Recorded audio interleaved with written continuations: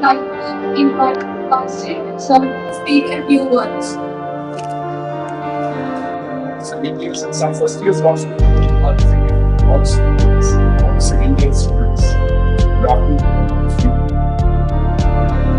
It's been a privilege for us to be mechanical, chemical, electrical, electronics, pharmaceutical, and primarily because the very eminent person amongst us today, where we want to focus on these areas of science, which is not necessarily associated with information technology, but which would tend towards information technology. IIT director has sent it to visit our campus today. He is also very dear and good to our children. He is he is also very well. He is a well-wisher for the entire institution of education. He has visited Bimar campus a couple of times, but he has not visited Assam.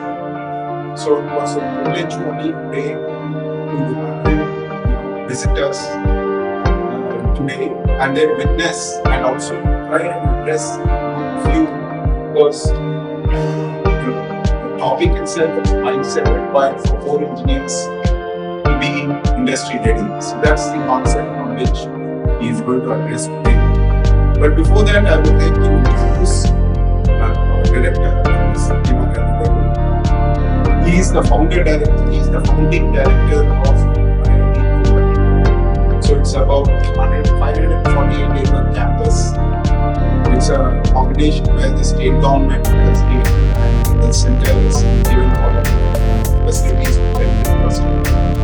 And indeed, it's a privilege. Somebody is taking care of that.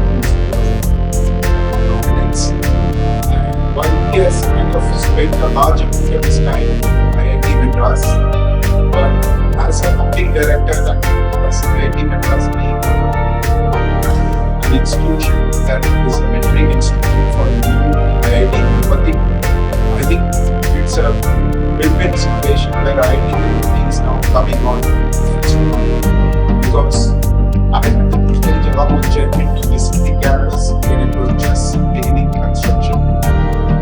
The last 3 years,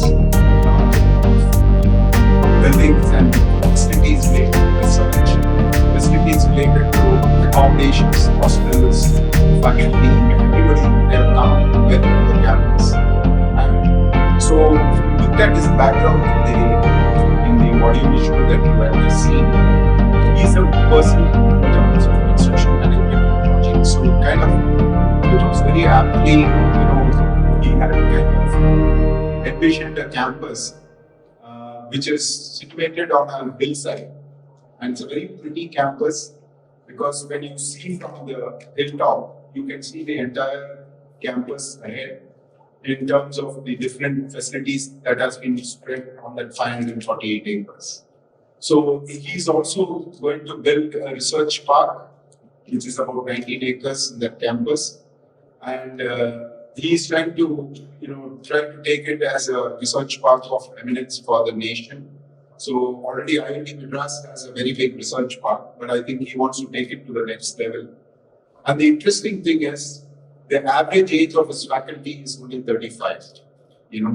So that's an interesting thing. It has its advantages, where the average age of the faculty, all are PhDs, they all come from different regions. Like they come from postdoc, having done postdoc in Europe or some other countries. But nevertheless, the average age of 35 is a great group of faculty that he has. And he also maybe 38. Maybe 38, yeah. So maybe he has kind of got some senior people. But that's the interesting thing. And the important thing is that mindset is also required for him to build these research centers and centers of excellence. So he's got a very good set of people under him.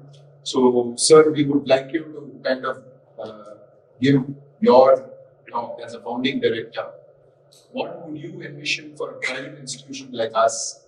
Where we have students from different learning, uh, you know, learning capabilities and coming from different strata and different aspirations.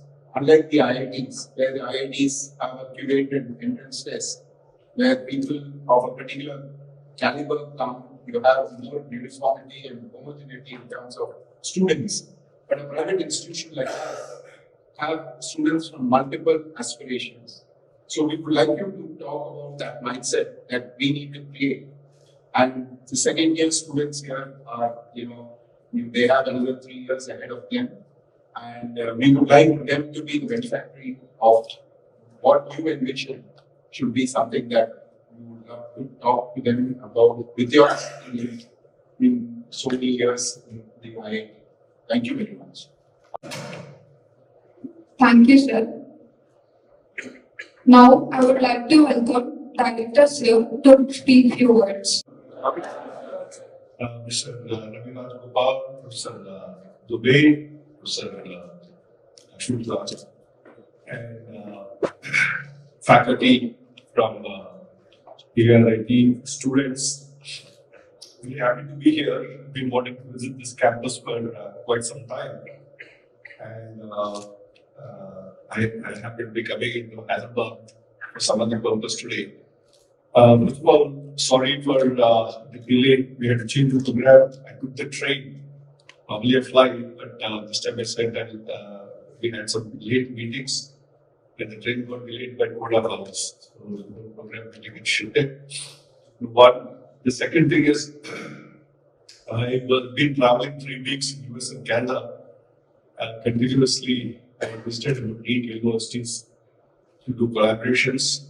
So it was a hectic trip. Came back with a bad throat and a cough, which is just not going away. So excuse me if I keep coughing as I speak. I take small breaks for a sip of water. It's very interesting that the way the team has been, the audience has been put together today. All what we call the core engineering students, right? Now we have the IT branches, and today is a big division: IT branches and core engineering. And we're going through a major situation where there's a huge demand for the core engineering, for the IT branches. And but this is the challenge. In fact, for example, at IIT, would be because of the big demand for the IT in terms of job opportunities to be cut down our core branches. You'll see none of the IITs have cut down core branches. Okay, none of them. All of them give equal importance to the IT as all the other branches as to the university. This is look at a long-term perspective. These demands go up in cycles. There is demand for a certain field, then it comes down and so on. And for a country like India, which still they say has to build 60% of its infrastructure, whether it's roads or whether it's water systems, wastewater, ports, various transportation infrastructure, housing, commercial office spaces, power infrastructure, communication infrastructure. We still have to build 60%. Okay. What we have, in spite of the big roadway projects that we have in progress, there's been a big jump. When I came back from the US in 91, after finishing my PhD, I used to wonder whether I'll ever see like the interstate kind of highways, 4-lane highways, and so on. But then since the late 1990s, there's been a big push for road building. So now we see this expressways being built. Our airports are international class. We take the Mumbai airport or the Delhi airport, pretty much international level airports and so on. So, but then we going to build much more. Who's going to build all this? Right? We need to expand our manufacturing base. As a country, we do not done very well in manufacturing. For a country of this size, if you look at the economy, what is the percentage if you see? Our country has been primarily driven by a service economy. Almost 55% of our GDP, 50 plus percentage of our GDP is driven by the service economy, that is IT, commercial, financial, all these sectors, trading.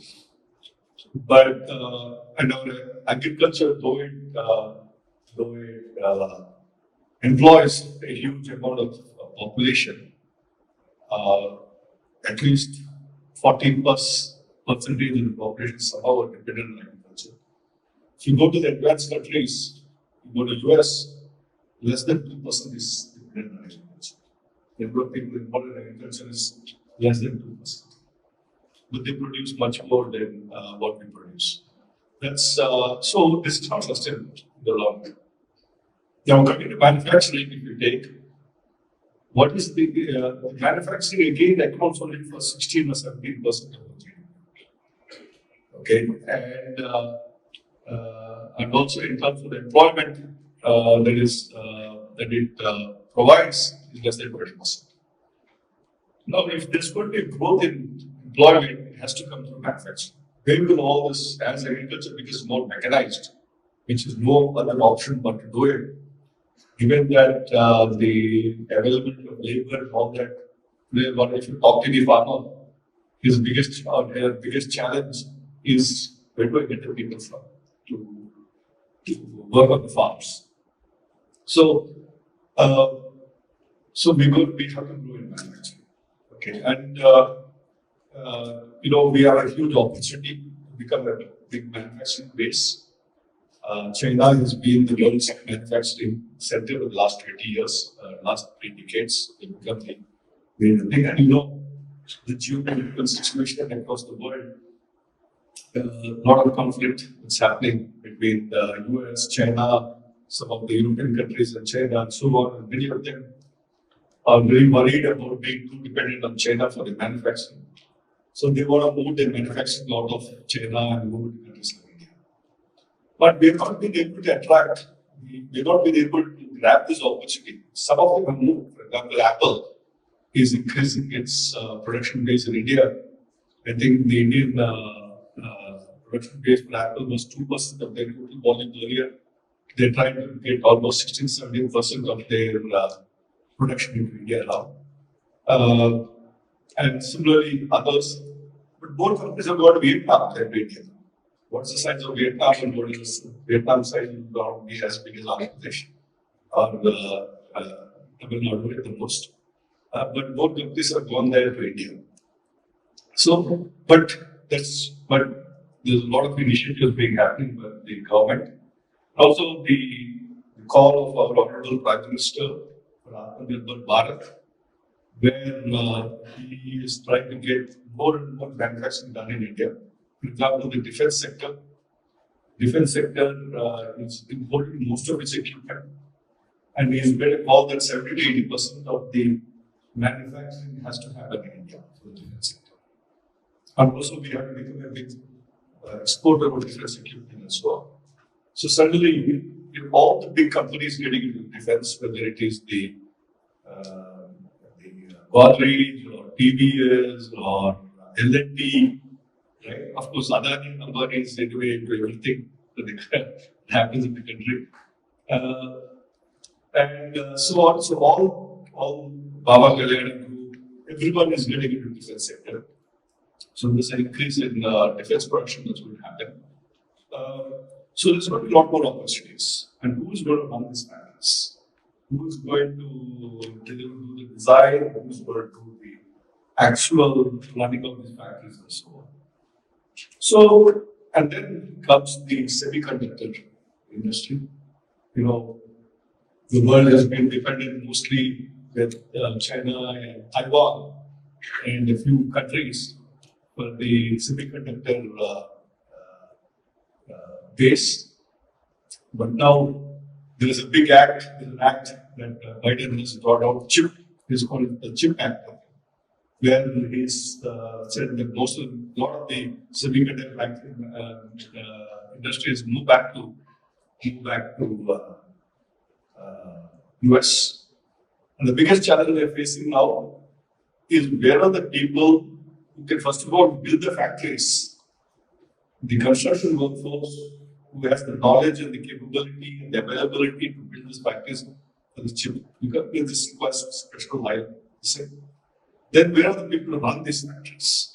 So many universities have now again started off getting into starting programs on chip design, manpower for this and so on.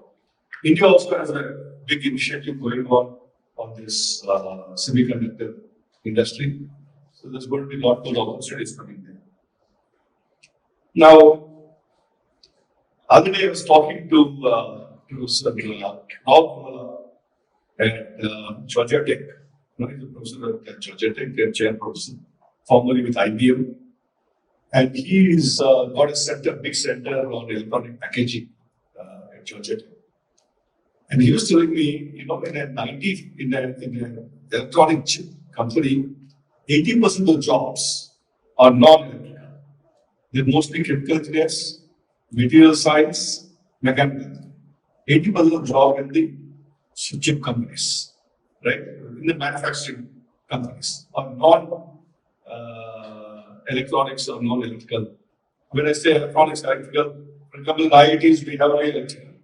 We don't have separate electronics and communication, instrumentation, electronics, and whatever variations of it. We have only. So when I say electrical, I mean all of them with electronics and communication and so on. So there are all these opportunities. But then all of you will say, okay, there are so many opportunities. Where are the jobs that are paying this much? The big challenge is the core companies at the beginning are not ready to pay the same kind of salaries that the IT-based companies are paying. Right? That's where the big challenge is. I have in my own institute, the same engineering student who goes to join, let's say, back, he gets 3 times or 2 times the salary if he joins the civil engineering firm. Okay? Now, this is where the big disconnect is. And that is why we have bridges falling, we have buildings collapsing, because you don't have the best people getting into these areas. Now, I've been quite concerned about this. I've been thinking about this. I've been talking to people about this, and so on. And what I find is, yes, the starting salaries are quite low compared to the other areas. But in the long term, if you are sticking to the industry for about, say, 10 years and learn and prove your capability, your salaries almost catch up with the IT guys. And if you're still sticking with the industry in 20 years, your salaries become more. And if you're really good, that is, you're learning, you're picking up the knowledge and all that, the salary exceeds the IT guys. And in the IT industry, once you cross your 40, 50 years, you're no more wanted in the industry unless you are a hardcore, really gone very top of the management, or you're an exceptional programmer or exceptional computer scientist. After 30, 40 years, I mean, once you cross 40, 50 years, it becomes more and more difficult. Right? Whereas if in your core area, actually, as we move forward, but then those 10 years, you'll be ready to invest, work hard, and do that. And then, but then it is in your area of your expertise where you grow. Easier said than done for a 21-year, 22-year-old person saying that you need to look at things not from a first salary perspective. Not from a first salary perspective. You need to look at a career over 30 to 40 years. What is it that I'm going to do over 30 long years or 40 long years? And for that, what is the industry expecting? The topic that's been given to me, mindset required for core engineering to get industry ready. Now, one of the data that kept coming when I was a student in the US and you will otherwise keep reading. Who is the highest paid engineer in US? Which branch of engineering gets the highest salary in US?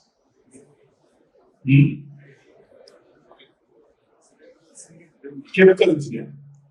The highest salary for people in US is chemical engineer. Now, but then there are not too many chemical engineers, okay? But they are the people who make the highest salary. So the challenge is what is it that the industry is looking? Now, obviously, they expect you to have your technical background very strong, right? If I'm passing out as a chemical engineer, they expect you to know your thermodynamics, your heat transfer, mass transfer, process design, all these topics, right? Or if you're a mechanical engineer or a civil engineer, whatever it is, civil engineer, of course, my area, I can talk about it. You should be strong in your home structural engineering, understanding geotechnical, some understanding of environmental transportation and stuff. So you have to be definitely strong in your core subject. But that's not enough. It is not enough. What the industry is looking for is how will you work with them? What are your communication capability? Are you good at written communication, oral communication? Are you good at team as a team player? Right? Today, everything happens in big teams. Unless you're a brilliant scientist and today science also, you see anyone who's got Nobel Prize in the last 30, 40 years, they're all part of big research teams, huge research teams with big funding that they have to bring in to do their work. So they have to create huge teams and work in teams. So teamwork is something else people are looking at. Then they're looking at your leadership skills. So you need to consciously grow in these areas also, in addition to your technical areas, really want to get into industry. Or whichever area, even if you're getting into academics like me, you still need to, if you want to be a good academic, who's doing teaching, research, various services, consulting, and so on. Again, you need all those capabilities, right? Today, most of the research is interdisciplinary. Anyone you see who has made major progress, you'll find in terms of their output, they work in interdisciplinary areas. You have, for example, people getting medicine, PhD in the bio area, having Nobel Prize in the bio area coming from a physics background or a chemistry background, things like that. So these are various skills that are people are looking at that you gain. You must have an understanding of the industry that you will be working in. For that, you need to, as I told you, be reasonably good in your technical area, at least understand the terminology, understand the basic requirements, depending on what kind of job you will be doing. You'd have good various skills that I talked about. And be aware of what is happening. Towards this, you will do a number of things. It's just not enough that I just do my homework and do test. That you should definitely do. But participating in minimal activities, read a lot of trade magazines in your area to now know where the industry is going. Today, with the social media and the access to Google and all this, there's no limit on how you access these things. And you should be very focused in terms of how am I going to stand out separately, stand out from the rest of the crowd. And also not just take the same beaten path as everyone. So everyone is going towards IT. You look at the number of people getting involved. Every college, recently I've been visiting some colleges. Everyone has 4 or 5 streams of IT with each 126 something, but other cuts not so big. So there's going to be definitely a challenge. Certain things have to be done by people with design knowledge, with this kind of knowledge. And many of the core standard coding and all this is getting automated, right? With all this chat GPT, AI, ML and all that. The other important thing is all of you who is, whichever branch you are, there's no denying that AI and data science, all this are becoming integral part of whole domain. They're not going to be able to implement anything, which is the domain expertise that you have. But you also need to have reasonable knowledge of these areas. Things are changing so fast. And I'm very glad that I was talking to your senior management today, that they're providing all these opportunities for you in terms of minors, in terms of electives they're giving you, that you could be doing these courses. So glad that opportunity of learning those also in addition to your basic core subjects. If we have this combination, then it's really great, right? So this is something that I'm very glad that your college management has put together these various programs. Now, IIT Tirupati has pointed out a new institute started in 2015, and we built it from scratch. And this opportunity as IIT Madras, the number one ranked institute in the country, where I've been a professor, was asked to mentor this. I was sent in as a mentor professor to get the institute started off. So subsequently, I became the director, and now I'm on the second term as the director. Now, when we looked at what are the core research trust areas that we're going to be pushing, we looked at it from different perspectives. From a national need perspective, we looked at it from a perspective of cutting edge research that is going on. And what are the areas we've identified? Number one area we've identified is manufacturing, materials and manufacturing. Today, advanced materials, right? We talk about batteries, we talk about EVs. At the end of the day, they all comes down to the battery technology. And battery technology happens to be material science. And I was fortunate that last week, or 10 days back, I visited Dalhousie University, where Dalhousie University is the only university with whom Tesla has a tie-up. Okay. The battery, that's what governs the life of the battery. How many times should I charge? Then discharge. And it is at 700 and 800 cycles, which comes to about 1,20,000 to 1,50,000 kilometers. Now they're talking about, we're talking about a million mile battery, we're talking about 7,000, 8,000 discharges. This thing is working on. It's all over the press. Go to YouTube, type million mile battery, you'll see Jeff Dall's group discussing that. The next thing is a century battery. Okay, a battery that will last. Because the biggest problem with these technologies is availability of material. Lithium is only so much in supply, so they're looking at alternate materials like sodium-based batteries and so on. All this comes from material science. Jayapal Mukherjee is a professor of physics. He is a professor of physics and now he's also a professor of chemistry because he works at the cutting edge of. The point I'm making is, so materials is becoming a very important topic. In fact, with your chairman Vishnu, he's visited me a couple of times already in Tirupati. We are discussing about advanced ceramics and glass. I happen to be the vice chairman of glass secretary in Dubai. And again, 2 weeks back, I visited Dubai's research center in North America. Their research center in India is housed in the IIT University. So we're trying to create large engagement with them. All this comes from and chemical engineering. Next batch we're going to start next year in material science. Okay. So this is becoming very important. Medical science is becoming very important. In fact, this is a committee to look into which areas to be collaborated with. And I'm part of the group which is drafting the areas. And last week again we had a meeting on this. And one of the areas I talked about this advanced materials is essentially list of the topics, and they're bringing that also into the area that we will collaborate.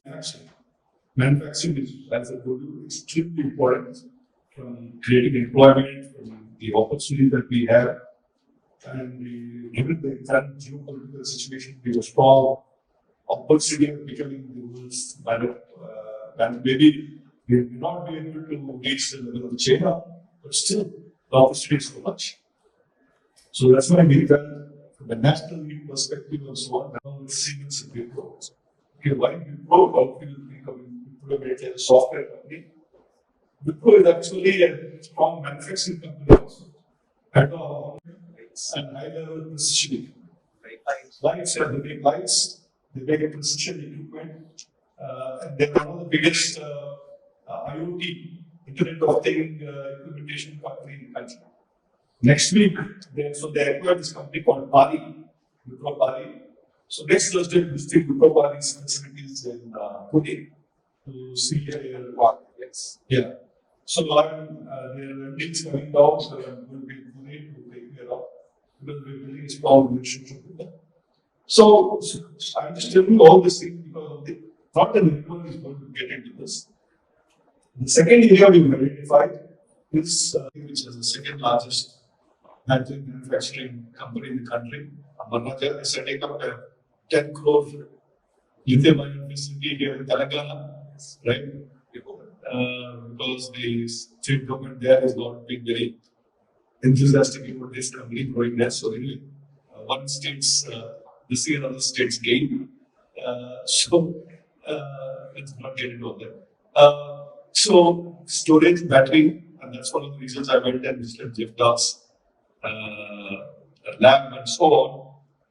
So that is the second thing is energy storage. The third area is smart infrastructure. Whether it is physical infrastructure, whether it is buildings, water, wastewater, transportation, power, communication. If you look at this, now a lot of these things are need to be monitored, their performance. So at the time of design, building itself, you can instrument them by putting sensors and so on for data collection. So you have needs civil engineers, you have to create a civil infrastructure with the water systems, wastewater systems, so on. All this is so interdisciplinary. Then the data is collected through the sensors. You need material scientists and electrical people to design sensors. Then you need to transmit this. You'll be transmitting terabytes of memory, right? So you need communication technologies. Then you need to analyze this. You need to get into analytics. So you need to have a strong analytics background from a data science perspective. And then finally, it leads to e-governance. How does the government use this data for better managing your services? So all this I have to look at from a multidisciplinary perspective. So that's why I'm saying, even if you're a civil engineer, you need to today understand the requirements for sensors, requirements. So that's why we talk about smart infrastructure. So it's not enough being civil engineer and just think that if I do structural design and foundation design, it's enough. Right? You should have adequate, I'm not saying you need to be an expert in that, but you should have adequate knowledge to use these technologies. The fourth area we've identified is food technology and precision agriculture. Now, once again, there are 23 IITs in the country today, and only IIT Kharagpur is the Department of Agriculture, Engineering and Food Technology. Now, in a country where nearly 50% of the population dependent on agriculture, me and my colleagues felt this is the area we should have to look at. In a country that we have this concept called farm to fork or farm to table, right? How much is produced in the farm? Finding what reaches you into your table in your house when you eat. They say 40% of the food produced in this country gets wasted. 40%. Okay. Why is that happening? Many reasons. Harvesting methodologies, storage, cold storage and so on, which should be energy efficient and so on. And then the processing, right? You see, in the US and all that, most of the food that is produced is processed in the package or long-term use and so on. So a lot of the tomatoes you take, a lot of the tomatoes that are grown in Madhya area and so on, they're not amenable to processing. So we need to change the kinds of So food processing, then the logistics involved in terms of transport, market reach, getting it to the shelves, getting it to the people. 40% of the food goes waste in the country. Okay. We're the world's largest producer of fruits. World's largest. You know what is the volume of the world's export market India has in fruits? Just 2%. Being the world's largest producer, we only have 2% of the world's export market. So this is something that, and again, all this is not science. If you're talking about food processing, it's all chemical engineering, process engineering, right? Chemistry, biology. And then if you're talking about cold storage, it's all energy, refrigeration, heating and air conditioning, how do I make it more energy efficient, right? All this comes from technology. And so today, all of a sudden, and then precision agriculture. Why precision agriculture? Again, agtech, as they call it. You have fintech, you have agtech, right? Which techs everyone is into the tech business. In the agtech has suddenly become high tech. Because generally, agriculture is seen as a low tech industry. But suddenly, you have applications of sensors going into the soil to study the moisture requirement, the nutrient requirement, and so on. This data has to be transmitted. Please refer to my earlier discussion of the smart infrastructure. The platforms are very similar. Again, we talk about sensors, data transmission, analytics, use AI/ML routines to AI/ML algorithms to for which you require the domain knowledge to use this, right? So AI/ML, all this are required everywhere. So what we're saying is in our institute, yes, AI/ML will also be worked very hard, like people, but final application is what we're looking at. So, and then I need to transmit this data, and then how do I deliver the correct from a climate change point of view? You know, agriculture takes in 94% of the water that is supplied goes for agriculture. And most of it is wasted. Right? And we are as a country highly agriculture stress, water stress country. So we need to really see how do we manage our water resources in a much better way from a climate change perspective also. Right? So precision agriculture and image processing is becoming very important here. Going and looking at what the state of crop and where, and exactly which location requires delivery of anything. Today, what happens in insecticide is just sprayed all over. But can I deliver it only where it is required at the minimal level? So we use drones, a lot of robotic application coming in. If I talked about this a few years back, I would say, we provide employment for labor and so on, but that's not the issue today. Labor is a challenge. You don't have enough labor, right? So image processing is becoming important. Drones are becoming important. Delivery, how do I deliver this nutrients or moisture to the soil, to the crop? Either it is through drip systems or through spraying systems, right? Whether I sprayed using a drone or manually or the combination of the two. There's so many interesting problems that are coming up, okay, to be addressed. So that's another area.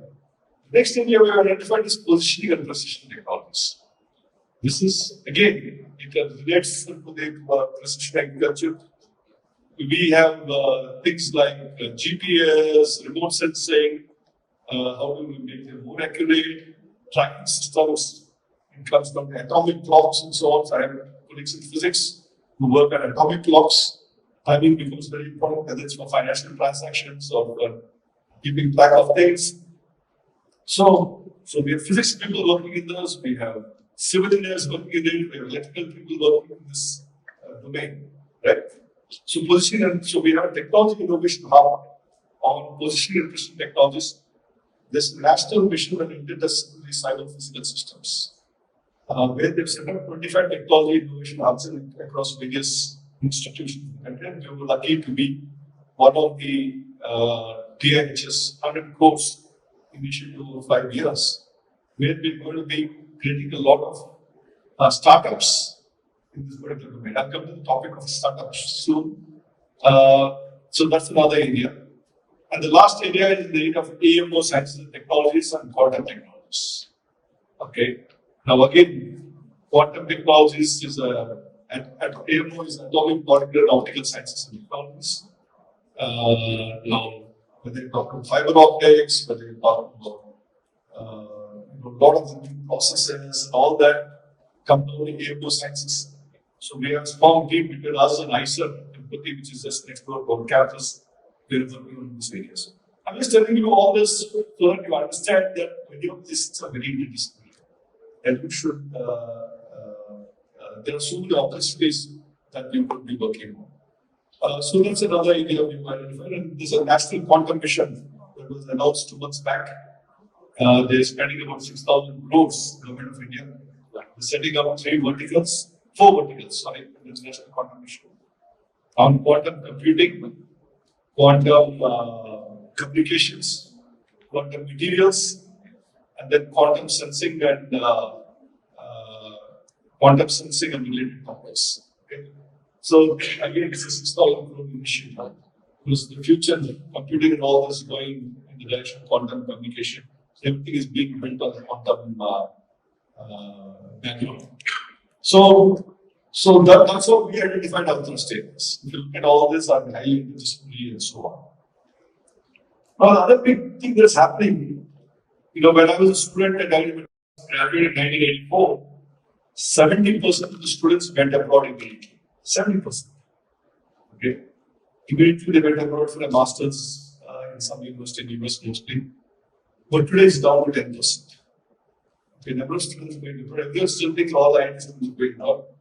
The number of students going abroad is only 10%. Where are all these students going? Right? And not that everyone is going to say, but there's a big, and the government is strongly encouraging this, on the startup ecosystem, entrepreneurship and startup ecosystem. And the government has got a lot of initiatives going on in this innovation councils and various innovation things. And I think even colleges are encouraging many of these activities. And this is a big opportunity that this generation has in terms of not that every startup is going to succeed and so on, but at least 10 to 20% of students across the institutions today are getting into this ecosystem of startup ecosystem. So many good opportunities. So it's a really exciting times for all of you as you're entering the job market or the second thing is going for higher studies, right? Now, obviously, if you want to get an IIT or a GATE, right? So I strongly encourage all of you to do two things. One is probably get an internship with a good company so that you understand what is happening in the industry and so on. And also try to get into a good master's program. I'm not saying you can get efforts yet, but at least many of you should look at getting the good master's program. For that, you need to be focused, start preparing for your GATE from your second year at least. Start looking at what is required in third year. End of your third year, you'll be writing GATE, right? So you should look at those opportunities. Today, most of the PSUs are hiring based on GATE scores, right? So that is something again you need to look at. So I'd like to conclude by saying that that many opportunities are coming up. I'm not saying everyone has to go in the same core area that they started, because people get exposed to new ideas, new way of looking at things.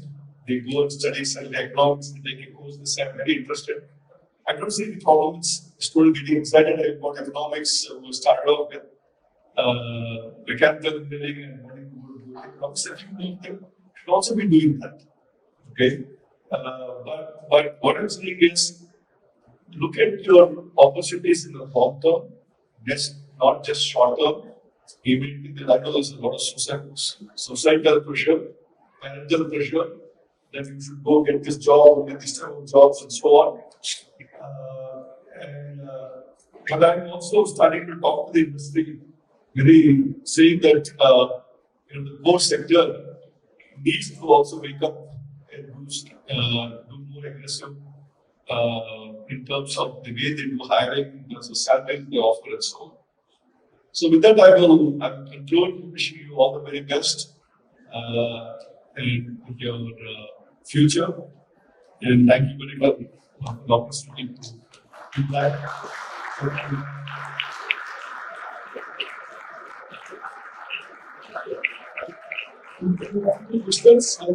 Krishna Smart Infrastructure. It includes smart roads, smart cities, IoT building. What was the exact role of civil engineering in smart areas? It is smart. Areas. Yeah, see, you want whether if I like to take the case of a bridge, right? The bridge, when you do the design, your elements should not reflect more than certain thing. If it's going to be a crack, you're going to be monitoring the cracks, all those things. So by instrumenting these facilities, you're able to see the performance with respect to your design, right? So obviously you should know your structural engineering basis of which you read the design.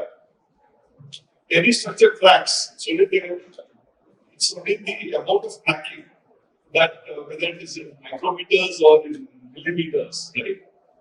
So you should use this data to see the performance. You will be a retrofit or a repair, right? So your environment is there. It's giving you feedback on the performance with respect to what you will envisage. Also. So we, as a course students, we will be reading for 3+ years or 20+ subjects. We do not willingly or happily choose the software side, right? We need to choose it because of some factors. The important factor, as you already mentioned, is of the package. So I have a doubt, why can't 4 companies come with a good package so that the company also gets benefited, like the civil department company will get students of civil students, right? So the electrical students in the civil department is of no use, and that of the electrical department company getting lot of CS students or chemical students is of no use. It is beneficial to both the company, the students, and also the nation, right? Why can't 4 companies come with a good package? That's the thing. A very good question. Working, trying to understand why are they not doing it. Okay. So I don't have an answer immediately, and I have been talking to a lot of the industry. What happens is many of this is a mindset issue. It's an issue of the competition there is. I'll tell you, since I know I'm a professor of product management, so I'm also monitoring product managers in IT companies and chip design companies and so on. Their margins are very high. The profit margin, when they bid for these jobs, their margins are 30%, 40%. So they're able to pay higher salaries and take more risks. Whereas maybe construction contracts and all this are very small. In India, it's only 10%. You go international, it's only 3%, 4%.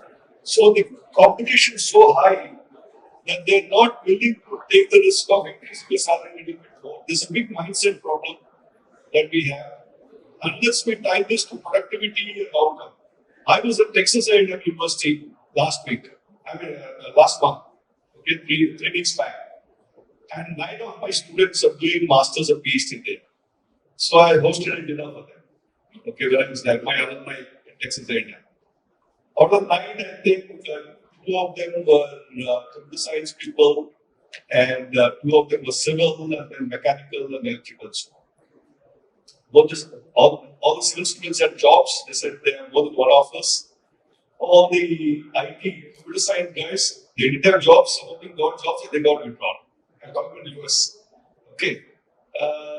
So it's all different markets. India market still is a mindset problem that paying high means lesser margins for me, but we need to look at it both from a productivity point of view right? From a quality perspective point of view.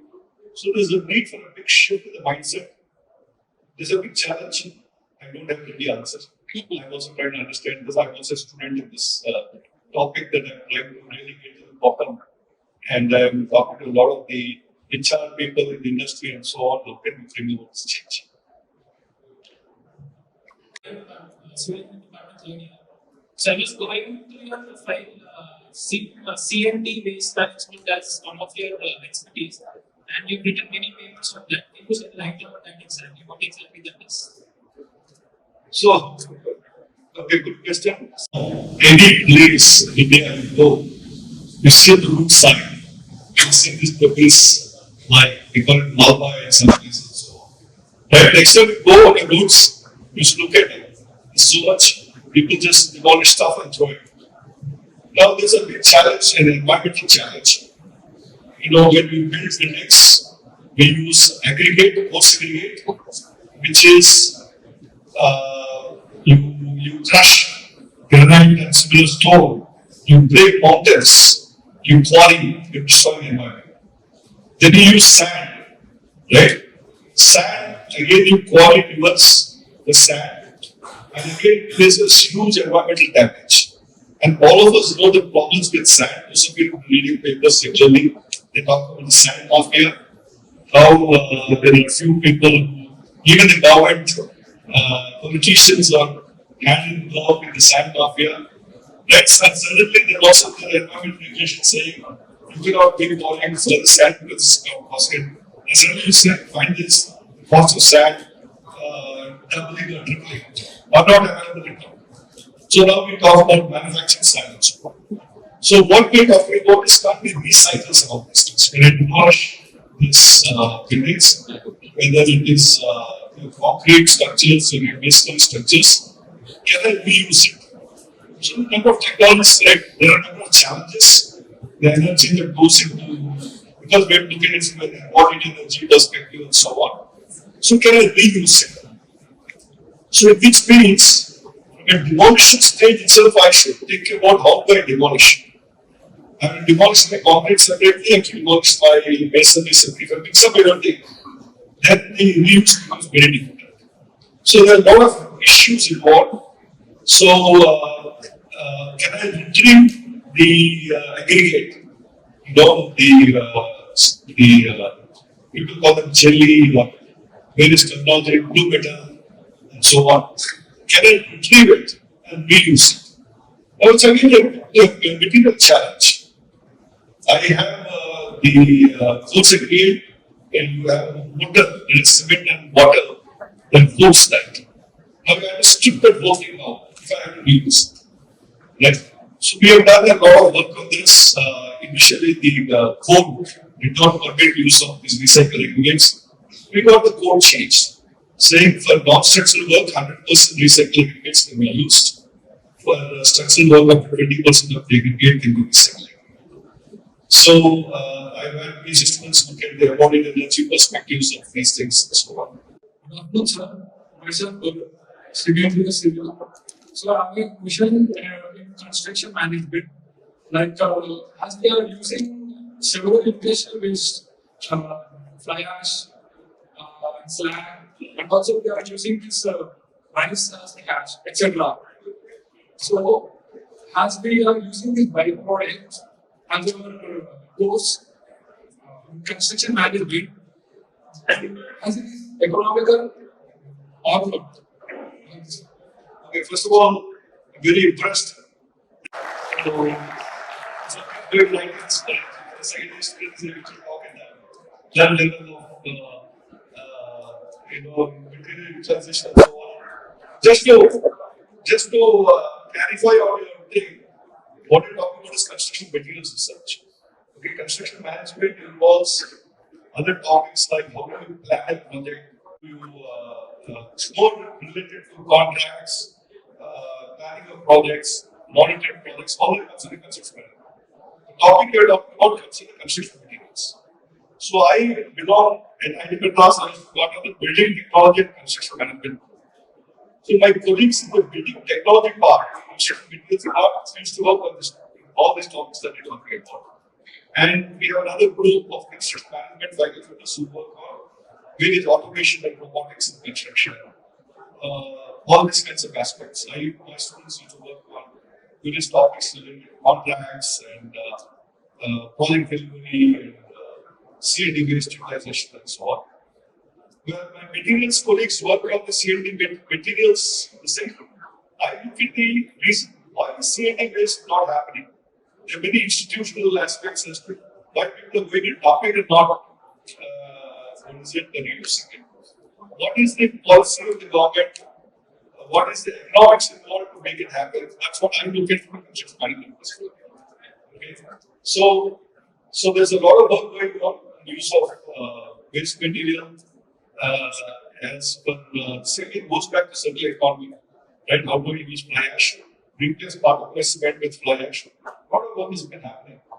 And if you're really interested in the topic, there are a number of groups in the country working in this area.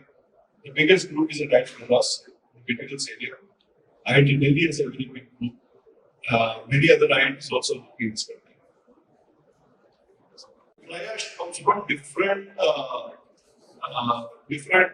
power plants, for example, power plant. Each one has its own characteristic. So material characterization becomes important. Which fly ash can be used in which conserve and so on. So there's a lot of work that's going on in that particular area. So the economics involves so many things. The distance it has to be transported, right? If I'm going to bring fly ash from Jammu and Kashmir to Chennai to Hyderabad, it won't work out. But if I'm bringing it from 40-50 kilometers away or 100 kilometers away, it will work out. So there are many aspects to it. One is the whether it technically works.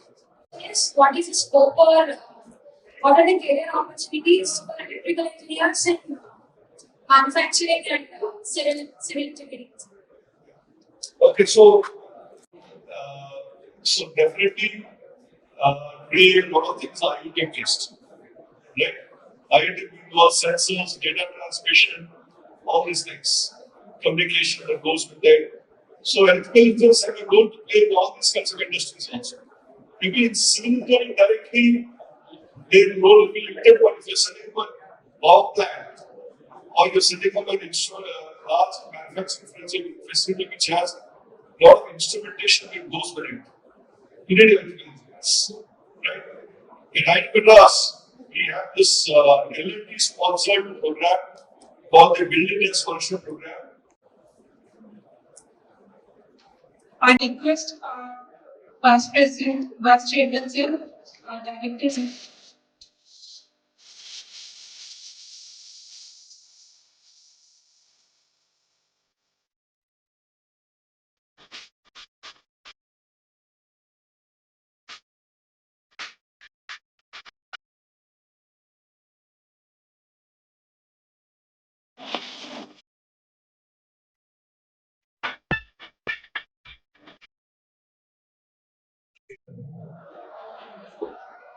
Really, it's an honor to have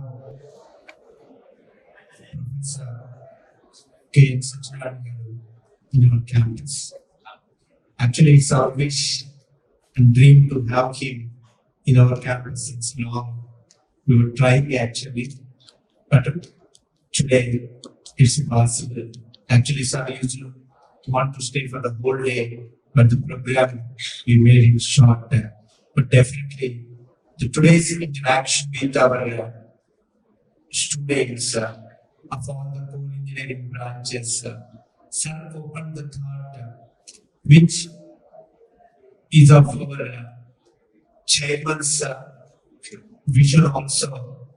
It's at the end of the day, the interdisciplinary learning only takes you to the what you call it as the peak in your careers.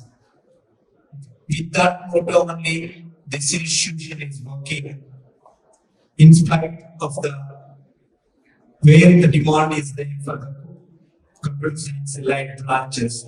Still, the core branch students are also doing very well because of that thing. And the same thing is basically what you call it as a guide reinforced by the director sir from the director sir. And sir, as you know, this institution is offering 13 UC programs of almost all the specializations at undergraduate level. And the core branch people definitely doing much better in their packages. Whereas they, by the end of 40, 45, they're almost coming to the end of their careers. But definitely that's going to change. And the scenario is changing with you people, the core people, learning the technologies, the cutting edge technologies, and you are becoming action because the need of you to the society is such that still in this country, 60% of infrastructure requirements are basically to be made by this present or the future generations. The enlightening, I'm really thrilled with this, his talk and how he really took us from the starting the importance and relevance of the core branches to what you call it as the trust areas and linking the core engineering branches to the trust areas using the emerging technologies. And that's amazing, sir. Really, we derive a lot of what you call it as inspiration from you, and we take this forward. And thank you very much. Thank you. Thank you all.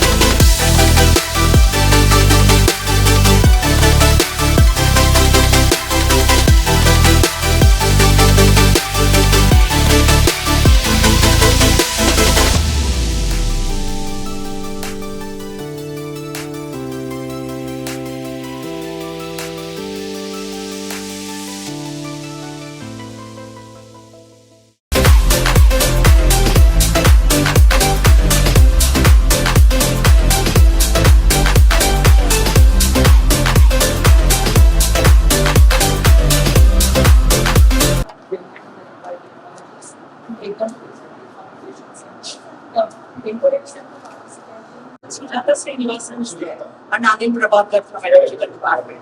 So this is the chairman sir and the research part. And then Empower 2022 where our students are participated. This is Shri Satyanarayan sir. It's excellent facility there.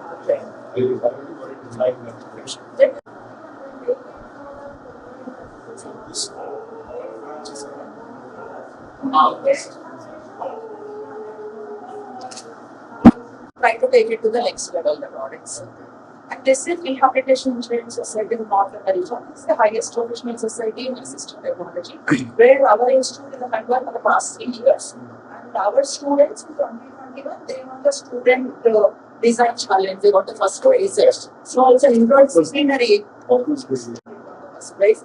And last year, I nominated our chairman, sir, honorable because sir has been in this institute for the last 10 years. So when we showed all our achievements, our collaboration, so we got that. So these are the students with some projects. Good afternoon, sir. This is Satyanarayan speaking from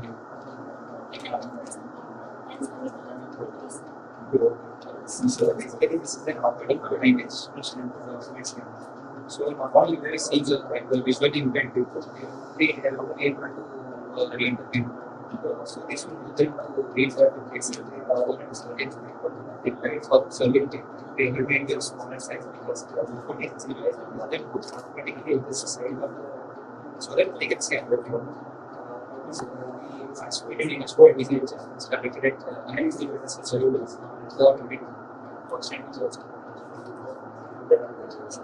Statement given by them. So this time also they are planning.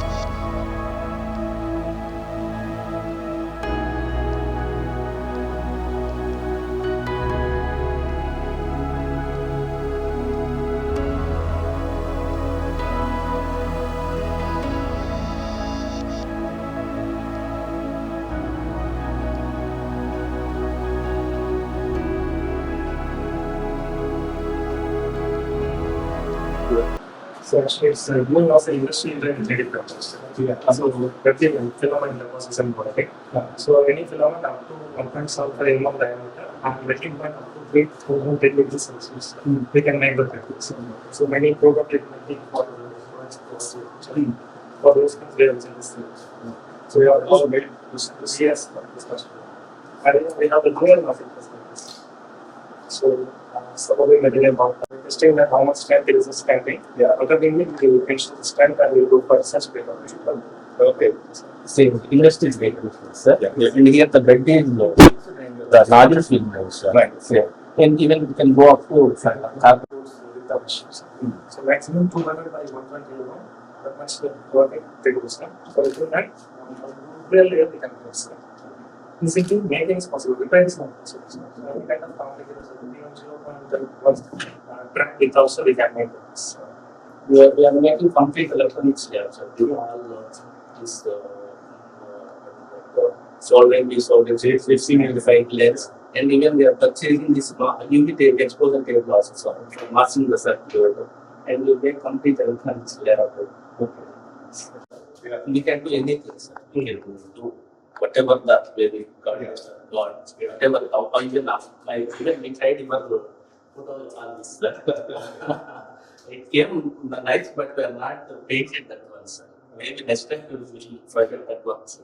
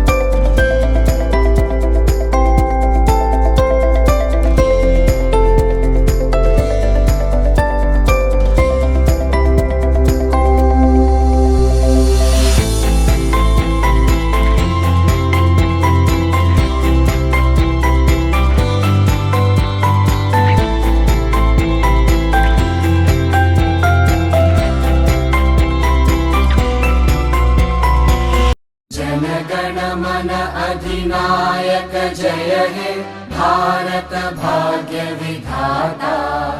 Punjab Sindh Gujarat Maratha Dravid Utkal बंगा। विंध्य हिमाचल यमुना गंगा उच्चल जलधि तरंगा।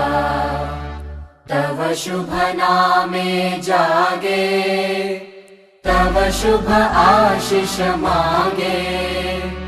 गाहे तव जय गाथा जन गण मंगलदायक जय हे भारत भाग्य विधाता। जय हे जय हे जय हे जय जय जय जय हे।